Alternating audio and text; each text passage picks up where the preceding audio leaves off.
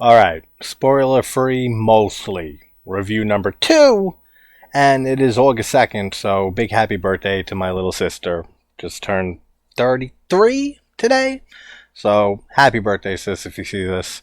Love you. That's the most positive part about this video here. So M. Night Shyamalan's Trap is here.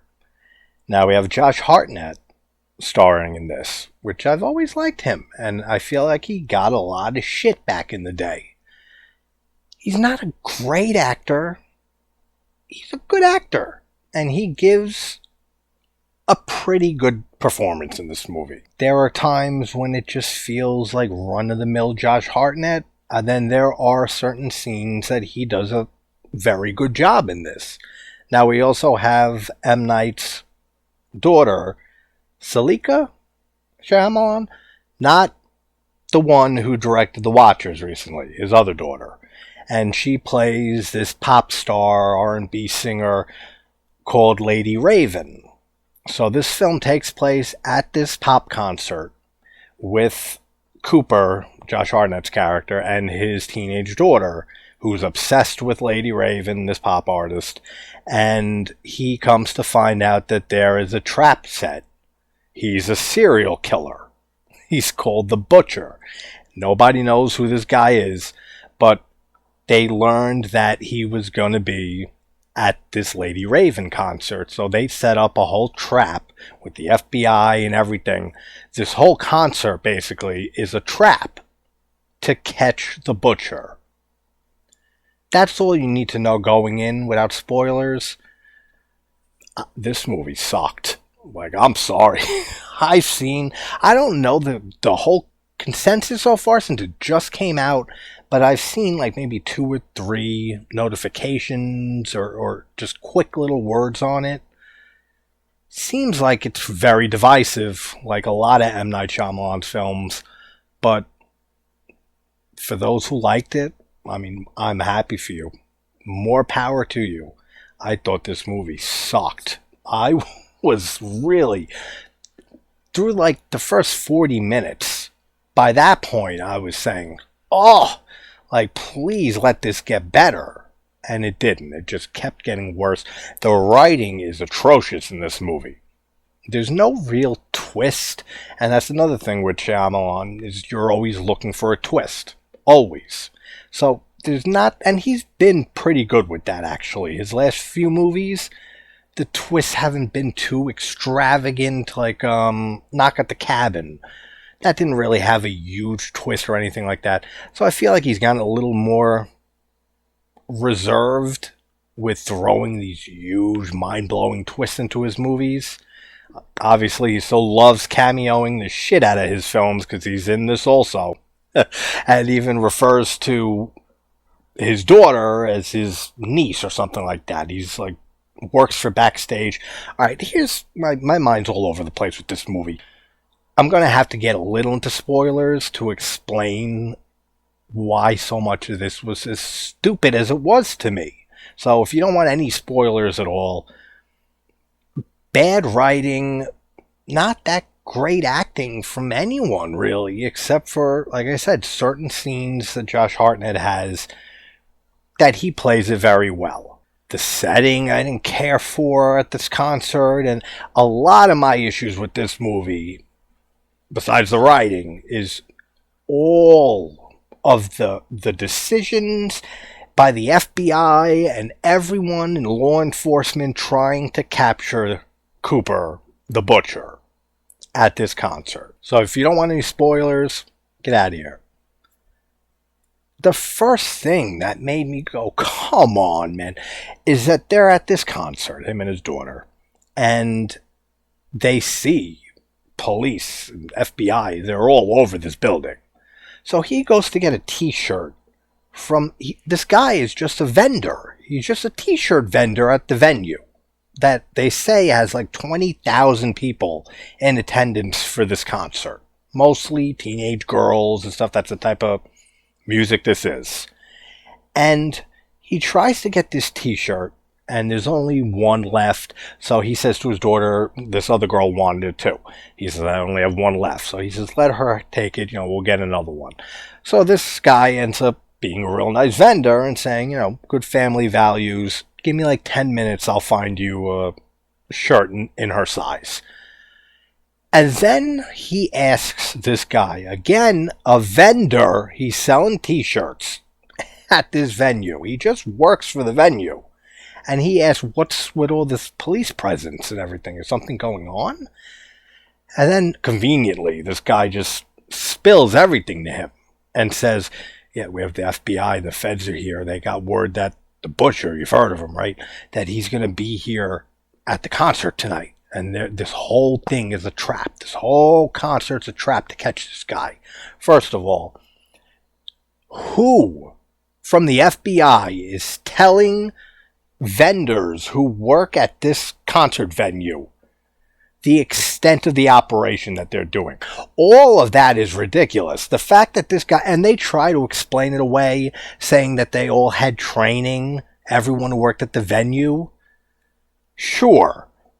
But the FBI is not telling a bunch of just nobodies who sell t-shirts and drinks and concessions at a venue the details of their plot to capture a serial killer.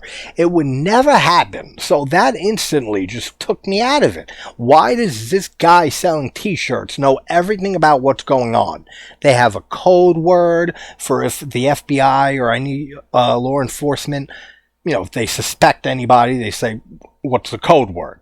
So they conveniently have a code word to tell. And then they have this really old FBI profiler woman who is like an expert, and she's put away like 10 serial killers, so she's like the head profiler for the FBI who's trying to run this show to catch the butcher. Then we just have a bunch of scenes of terrible music. First of all, I know she's an actual musician, Salika Shyamalan, not my type of music, so I mean the setting and the pop concert and all that just didn't work for me at all either. Then you see him trying all these little clever ways to try to get out of this place. At the same time, while trying to appear like everything is normal to his daughter. Because obviously his daughter, his wife, he has one other kid. They have no idea that this guy's a murderer. And he has somebody in a building right then and there while they're at the concert. And he has it on his phone that he can talk to this guy if he wants to, and he can keep an eye on him.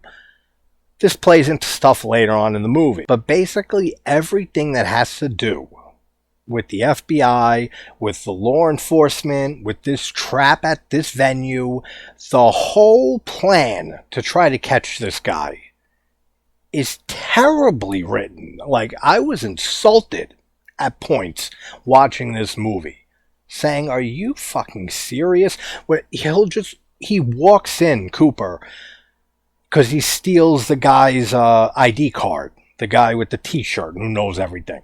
So he steals his card, and he's able to scan it, go inside, and he walks in a room where there's a whole bunch of SWAT team members, FBI and stuff like that, and they're all giving a speech saying, make sure to look out for this guy. They're going to be checking every mail as they leave the building. No one's getting out.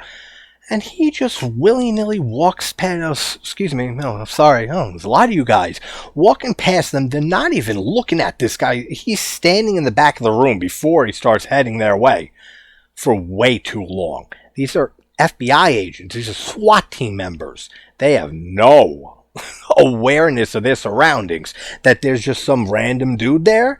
And then he walks through the crowd and he's just got to make some coffee. And then he's pretending that he works there and he's getting the coffee out. He's trying to get information from one of the SWAT team members. And all of the officials in this movie and law enforcement just give information away to anybody.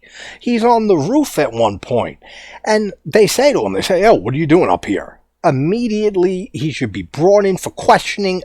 They don't do that at any point in this movie. They keep emphasizing how smart this guy is and that how he's going to try to escape. And then they throw other bullshit that the only way to get out of here is backstage. But yet nobody's allowed backstage, is what they say.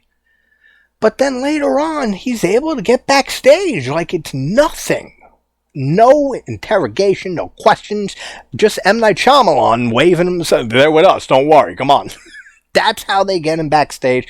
Just everything seems so convenient, and just, I don't even really have the words for how bad this movie was compared to how much I wasn't really looking forward to this that much, but I was interested, especially just for seeing Josh Hartnett again in an older role all these years later from The Faculty and 30 Days a Night and a lot of good movies he was in.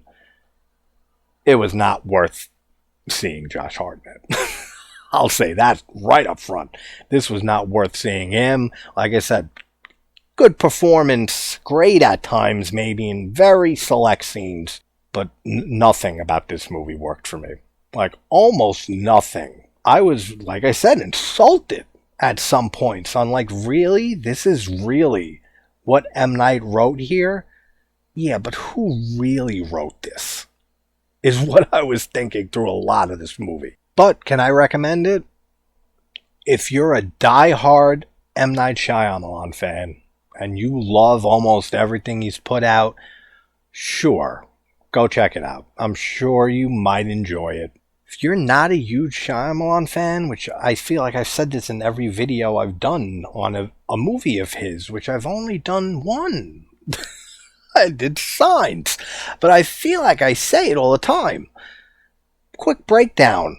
The Sixth Sense, I think, is his masterpiece. I don't think it's a masterpiece of a film, but I think it's his masterpiece, and he blew his masterpiece wad too early on in his career with The Sixth Sense. Unbreakable's good. I haven't watched it in forever. I'm not really a superhero type guy in any way.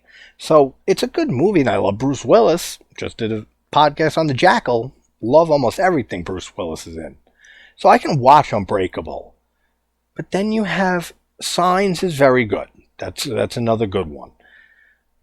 Then you have The Village, which is alright, but the twist is abysmal. It is so stupid, and I can't wait to get to that movie to talk about that. The Visit and Split, I feel like, were his comeback films. After Avatar: Last Airbender, that's terrible.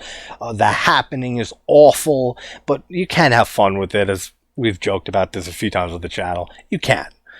What's the other terrible one? After Earth? Is that, or I'm thinking of something else? He has those two terrible films, Avatar: Last Airbender, and I'm pretty sure it's After Earth, right? But The Visit I really enjoy as a found footage fan. Split, I think, is his best film since The Sixth Sense, and still to this day, his second best movie. Glass was a huge disappointment, and again, it was good seeing James McAvoy again from Split, and Samuel L. Jackson and Bruce Willis, but none of it really amounted to anything good. And then his more recent stuff, Old, is alright. Knock at the Cabin, I thought was alright, but I felt like it should have been much shorter. It would have worked a lot better as a short film. And no, this is not him directing, but The Watchers from his daughter recently, I thought it was decent too, but not that great. So Shyamalan, for me, is so hit or miss, it's not even funny. Mostly miss. And I was going into this hoping that this would be another movie kind of like Split when that came out. That made me say, wow, okay, cool. Like, Shyamalan's back on track. Well, you just put out a great film. That's what I was hoping for with this movie. Fortunately, it came nowhere near good, and I'm actually interested to see how divisive this movie ends up being. Since it just came out officially today, I'm very, very interested to see what people start putting online, reviews, and what people start talking about this movie and how they felt about it and how they enjoyed it. Because, like I said, if you enjoyed this, you saw it already, I'm so happy for you. I wish I was in that camp and I was able to be saying the same thing and sitting there saying, I thought this was great. Man, this was a hard movie to get through. And thankfully, I threw on Horror in the High Desert 3 Firewatch afterwards, so Even Steven cleansed the palate. So that's Trap from this year. Like I said, if you're a Shyamalan huge mega fan, go check it out. If not, it's not worth it. But all right, guys, I will have Black Coat's Daughter. I'm going to try to have later tonight. I know I watched it twice in the last 2 weeks, so just depends on my mood. It's early, so I'll see if I'll have that out later tonight. Everybody, hope you're having a good morning, afternoon, or night, and I will talk to you soon. Take care, guys.